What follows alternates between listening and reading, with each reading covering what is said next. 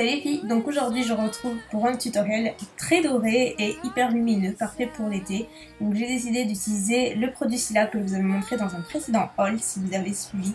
Et je le trouve absolument ravissant, il est incroyable, il fait un effet glowy juste parfait à souhait, tout ce que j'aime.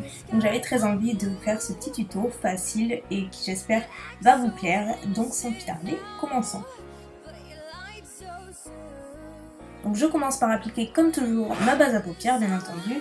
Elle va me permettre donc tout d'abord d'unifier ma paupière mais aussi et surtout d'assurer une longue tenue à mes fards et aussi d'améliorer un petit peu l'intensité de ces derniers. Comme toujours je commence par définir mon creux en utilisant le fard top de la Pro Palette de l'Oracle.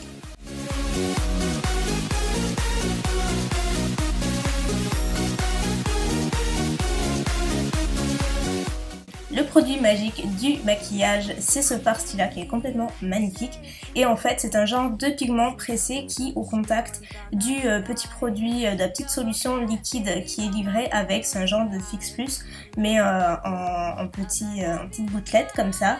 Vous mélangez ensemble et vous l'appliquez avec un pinceau synthétique. Donc pour ma part, je l'applique uniquement sur le centre de ma paupière, un tout petit peu dans le coin interne et ça fait un effet vraiment glossy, hyper lumineux. C'est juste magnifique pour l'été, je trouve que c'est plutôt un must-have.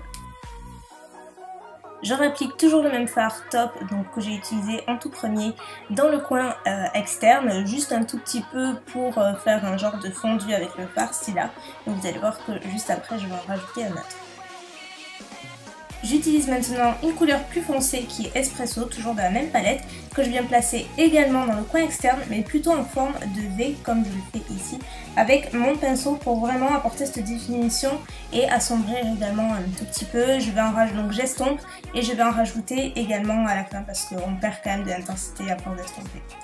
Je place également le fard top tout le long de mon ras des cils inférieur.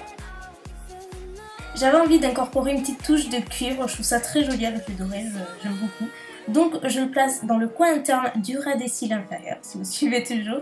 Et pour plus d'intensité, j'ai rajouté le pigment Copper de MAC. J'ai oublié de l'incorporer en vidéo, mais voilà, je trouve que c'est un petit peu plus intense et ça rend un peu mieux en vidéo.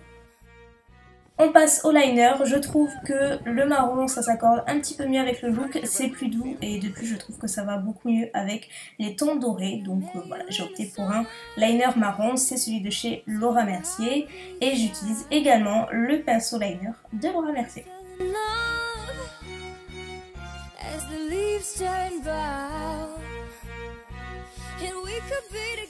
J'avais envie d'appliquer des fossiles, donc j'ai opté pour les Luckies de Ardell.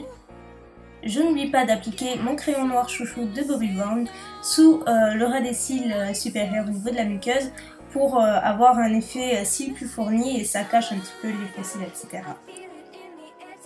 Et côté mascara, j'utilise le Better Than Sex de Too Faced juste pour mélanger mes fossiles et mes vrais cils.